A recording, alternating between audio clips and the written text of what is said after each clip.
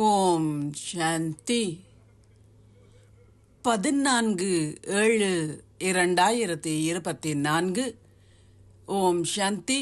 அவ்யக்த பாப்தாதா மதுபனம். ரிவைஸ் 25/11/2000. தந்தைக்கு சமமானவர் ஆகுவதற்கு 2 விடயங்களில் திட சங்கற்பத்தை கொண்டிருங்கள்.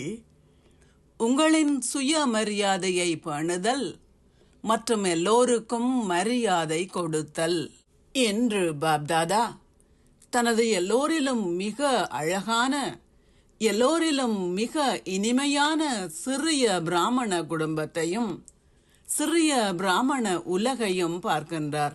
இந்த சிறிய உலகம் மிகவும் தனித்துவமானதும் அத்துடன் அழகானதும் ஆகும். ஏன் அது அழகானது?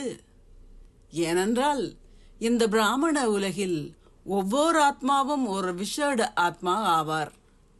புறத்தே ஆத்மாக்களான நீங்கள் பார்ப்பதற்கு சாதாரணமானவர்கள் போல் தோன்றினாலும் பிராமண ஆத்மாக்களான உங்களின் மகத்தான சிறப்பியல்பு என்னவென்றால், நீங்கள் உங்களின் தெய்வீக புத்திகளால் பரமாத்மாவை இனங்கண்டுள்ளீர்கள்.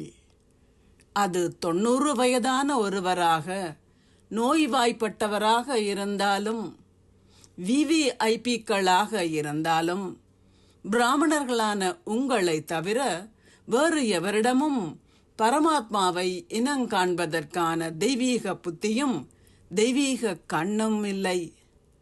தாய்மார்களான நீங்கள் எல்லோரும் ஏன் இங்கே வந்துள்ளீர்கள்? உங்களின் கால்கள் வேலை செய்தால் என்ன, செய்யாவிட்டால் என்ன, நீங்கள் இங்கே வந்துள்ளீர்கள். நீங்கள் அவரை இனங்கண்டதால் மட்டுமே இங்கே வந்துள்ளீர்கள். உங்களை தவிர வேறு எவராலும் இனங்காணும் கண்ணை அல்லது புத்தியை பெற முடியாது.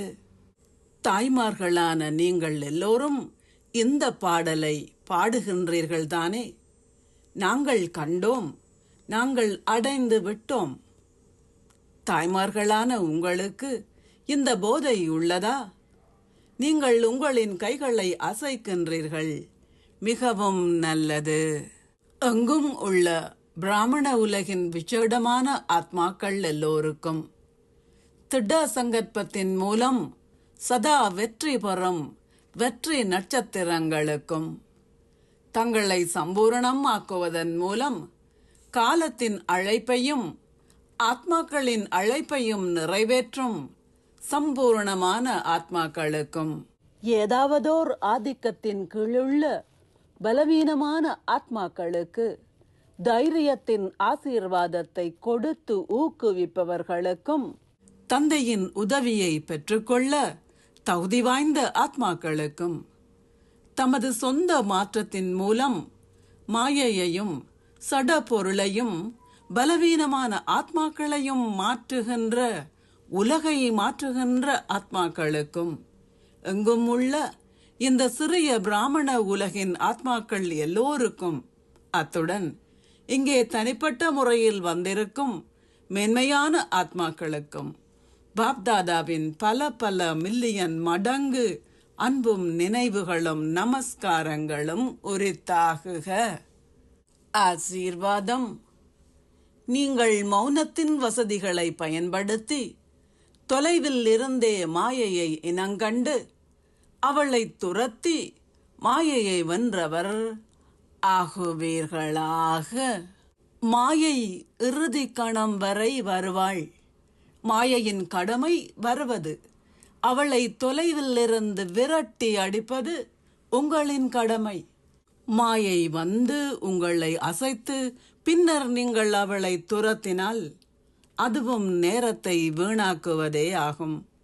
ஆகவே மௌனத்தின் வசதிகளால் தொலைவில் இருந்தே அது மாயை என்பதை இனங்கண்டு கொள்ளுங்கள். அவள் உங்களை நெருங்கி வர அனுமதிக்காதீர்கள். நான் என்ன செய்வது? நான் எப்படி இதை செய்வது? நான் இன்னமும் ஒரு முயற்சியாளனே என நீங்கள் நினைத்தால் அது மாயைக்கு விருந்துபச்சாரம் செய்வதை போன்றதாகும். அதன் பின்னர் நீங்கள் விரக்தி அடைகின்றீர்கள். ஆகவே அவளை தொலைவில் இருந்தே இனங்கண்டு துரத்திவிடுங்கள். நீங்கள் மாயையை வென்றவர் ஆகுவீர்கள். ஸ்லோகம்.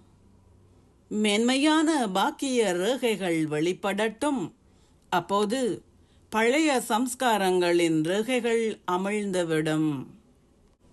ஓம் சாந்தி.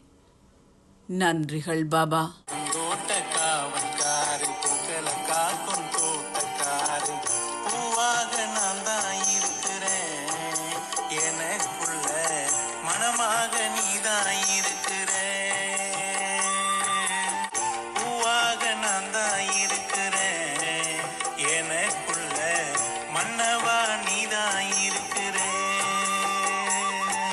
சகதி நிறைஞ்ச தண்ணியில தனிச்சு நிற்கும் தாமரை போல, சகதி நிறைஞ்ச தண்ணியில தனிச்சு நிற்கும் தாமரை போல, தூய்மையா நானும் இருப்பேன், ஒன்ன போல அன்னமா நானும் நடப்பேன், தூய்மையா